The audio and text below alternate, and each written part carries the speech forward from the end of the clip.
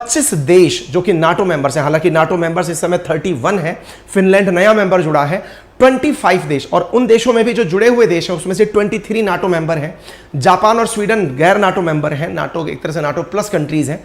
वो मिलकर के अपने 10,000 सैनिकों के साथ और 250 लड़ाकू विमान लेकर जर्मनी में एकत्र हुए हैं। और ये जर्मनी में एकत्र होकर 23 जून तक, 12 जून से लेकर 23 जून तक वॉर एक्सरसाइज एयर डिफेंडर करेंगे, जो कि नाटो की अब तक की सबसे बड़ी वॉर एक्सरसाइज है। यानी युद्ध होगा तो युद्ध से निपटने के लिए अब तक की सबसे बड़ी तैयारी करने के लिए ये लोग इस समय एकत्र हो चुके हैं और अपनी अभ्यास शुरू कर चुके हैं। आपको मालूम होना चाहिए, यूक्रेन के केंद्र को ध्यान में रखते हुए आप ये खबर यहां पर देख सकते हैं। NATO begins largest air force drill in its history. Bloomberg की खबर देखते हैं। NATO biggest air drill to fill German skies with fighter jets. NATO largest air force drill prepare to crisis situation. आप तमाम इन खबरों को यहां पर देख सकते हैं। Germany biggest NATO air drill. आप ये सुर्खी देखकर अंदाजा लगा सकते हैं कि ये कितनी बड़ी खबर है। जर्मनी ने अब तक का मल्टीनेशनल एयरफोर्स ड्रिल सबसे बड़ा शुरू कर दिया है। आपको मैं बता दूं, अगर आपको नाटो के बारे में थोड़ी जानकारी है तो अच्छी बात है, अदरवाइज नहीं है तो मैं आपको बता दूं कि अमेरिका और उसके सहयोगियों ने अमेरिका के हितों की रक्षा करने के लिए, या यूरोपियन वेस्टर्न वर्ल्ड के, या फिर ये कहिए पूंजीवादी देशों के हितों की रक्षा करने के लिए नॉर्थ अटलांटिक ट्रीटी ऑर्गेनाइजेशन नामक एक सहयोग संगठन बनाया था 1949 में, जिसका शुरुआती प्रयास था यूएसएसआर के खिलाफ लड़ना। यूएसएसआर का विक्टर 1991 के अंदर 15 देशों के अंदर हो गया। हालांकि 15 देश तो बन गए, लेकिन उसके बाद भी नाटो खत्म नहीं हुआ। नाटो आज भी एग्जिस्ट करता है और लगातार रूस को भी चैलेंज करने का काम और चीन को भी चैलेंज करने का काम कर रहा है। रूस को चैलेंज करते करते इनकी सदस्यों की संख्या बढ़कर 31 हो गई है। वहीं चीन को चैलेंज करने के लिए इन्होंने हाल ही में नाटो प्लस जैसी एक नई संस्था का भी गठन किया है। नाटो दुनिया भर में उन पावरफुल देशों का समूह है जो कि अमेरिका के साथ मिलकर हितों की रक्षा के लिए एक साथ कभी भी युद्ध में कूद सकते हैं। इसका आप अंदाजा इस तरह लगा सकते हैं कि ये नाटो देश अपनी सेनाओं को भी एक साथ युद्ध में भेजने के लिए कृत संकल्पित हैं। ऐसी स्थिति में नाटो के देशों के द्वारा 23 जून तक चलने वाला यह वॉर एक्सरसाइज निश्चित ही दुनिया के अंदर एक टेंशन बढ़ाने वाला है। आप इससे अंदाजा लगाइए कि जो ये बोरिस जॉनसन है, इन्होंने अपने द्वारा इन देशों को थैंक यू बोलते हुए कहा है कि आप लोग अब आ गए हैं तो ये चिंता की बात नहीं है। कारण इन देशों ने आते ही इन्हें 100 मिलियन यूरो का भी असिस्टेंस भेज दिया है कि ये पकड़िए, और मेरे बिहाफ, मतलब इन देशों ने यूक्रेन को मदद भेजते हुए कहा है कि हम लोग आपके साथ हैं, अपनी तरफ से ये असिस्टेंस स्वीकार करके चालू हो जाइए। कहने का मतलब ये है कि नाटो इन जर्मनी, आप अगर इस न्यूज को देखें तो आप अंदाजा लगा सकते हैं कि ये यूक्रेन की मदद करने के लिए एकत्र हुए देश हैं, जिसमें 25 देश are participating in air defender 23। इस एक्सरसाइज का नाम एयर डिफेंडर 23 है, जो कि 12 से लेकर 23 जून तक इन देशों की मदद से चलेगी। अगर आपसे पूछा जाए तो इसमें जापान और स्वीडन वो देश हैं जो कि गैर नाटो मेंबर हैं, लेकिन इसमें पार्टिसिपेट कर रहे हैं। सबकी सब 31 देश इसमें पार्टिसिपेट नहीं कर रहे हैं। 23 नाटो मेंबर प्लस 2 गैर नाटो मेंबर इसमें शामिल हो रहे हैं। 10,000 सैनिक और 250 एयरक्राफ्ट लेकर के। अंदाजा लगाइए, अमेरिका ने खुद इसमें 100 अपने एयरक्राफ्ट भेजे हैं। आप ये खबर देख सकते हैं, एयर डिफेंडर। आप सोचिए, क्या इससे पहले ऐसा वॉर एक्सरसाइज हुआ है? साथियों, 2018 में मांग उठी थी कि एक बार सभी नाटो मेंबर इकट्ठे होकर के अपनी एयरफोर्स को एक बार चेक कर लें, लेकिन उस समय इस मांग को माना नहीं गया। 18 के बाद 19 कोरोना का काल रहा, 20, 21 कोरोना के पोस्ट कोविड इफेक्ट चलते रहे।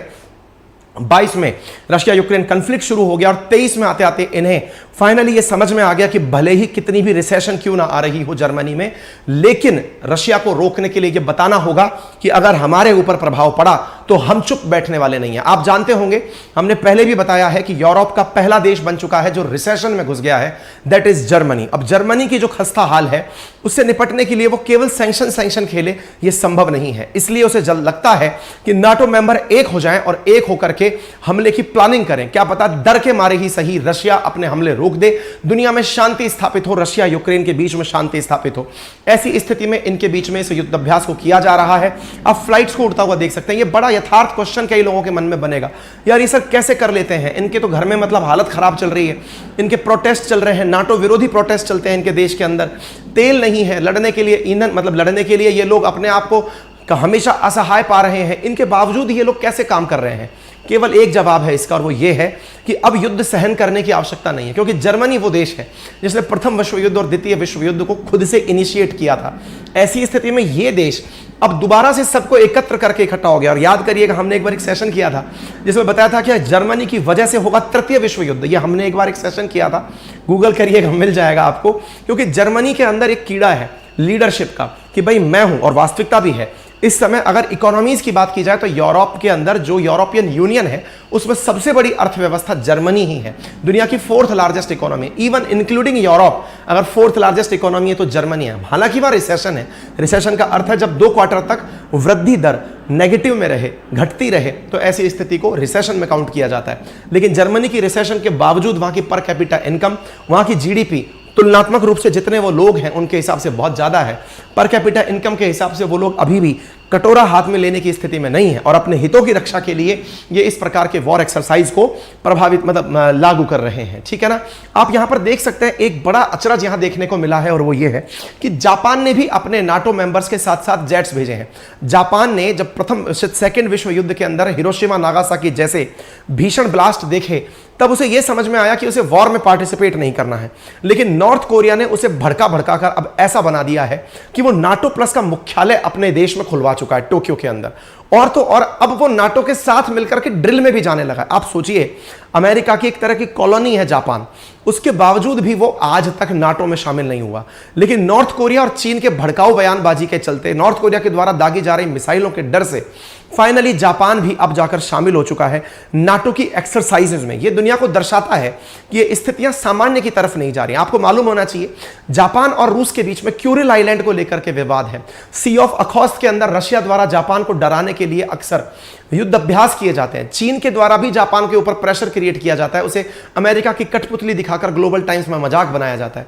इसकी वजह से अब जापान खुद तैयार हो गया है कि मैं भी युद्ध अभ्यास में जाऊंगा और अपनी इकोनॉमी और अपनी ये जो वॉर एक्सरसाइज है इनको बहुत ऊंचाई तक लेकर जाऊंगा। आप देख सकते हैं यहां पर जर्मनी का बयान है कि हमारे लिए लोगों की रक्षा सबसे महत्वपूर्ण है। इस विषय को ध्यान में रखते हुए जर्मनी इस युद्ध के अंदर, इस युद्ध अभ्यास के अंदर उतरा। आप में से कुछ लोग पूछेंगे युद्ध अभ्यास में और युद्ध में क्या अंतर होता है। इस युद्ध अभ्यास के अंदर यह ख्याल रखा जा रहा है कि रशिया की जो वार प्लेन्स हैं उनको कैसे टारगेट किया जाए, कहां से, तो 3 तरफ से उड़ा करके वॉर एक्सरसाइज की जाएगी। सोचिए 12 तारीख से लेकर 23 तारीख के बीच में जब हवा के अंदर फाइटर जेट्स उड़ेंगे तो इतने सारे फाइटर जेट्स, 250 से ऊपर फाइटर जेट्स हवा में उड़ेंगे, ये सोच करके कि जर्मनी की डमी आर्मी को कैसे मारा जाए। ऐसी स्थिति में जर्मनी की खुद की फ्लाइट्स का क्या होगा। तो सुनने में आ रहा है कि जर्मनी की जो खुद की रेगुलर सिविलियन फ्लाइट्स हैं वो प्रभावित रहेंगी। लेकिन ध्यान रखा जा रहा है कि जर्मनी में बच्चों की छुट्टियां जब से शुरू होंगी उससे पहले वॉर एक्सरसाइज को खत्म कर दिया जाएगा। यानी जर्मनी अपने सिविल एविएशन को भी प्रभावित करते हुए